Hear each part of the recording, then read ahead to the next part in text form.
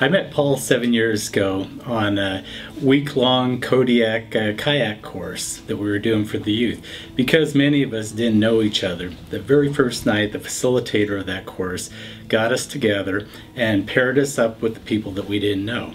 I sat down with Paul, and the exercise was to list all the things that you had in common with each other. And I sat down with Paul, and instantly we found lots of things we had in common. I'm an engineer. I work in the shipyard. I have a wife. I have a son. I have a daughter. I have arms. I have legs, fingers, toes. And at the end of 5 minutes, the facilitator got us all back together, and Paul and I were just giggling.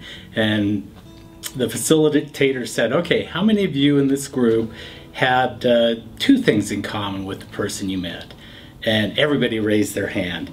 And then he went 3, 4, and 5. By the time he got to 7, only Paul and my hands were up. And the facilitator turned to us and he said, how many things did you have in common? And we both said 43. So I did a wood badge course with Paul, and you know, Paul, when I think about Paul in scouting, he's one of those where, you know, the age limit shouldn't apply, because, you know, Paul's just a big kid, and everything that he does is kind of done like a scout, and he brings a lot of energy to stuff.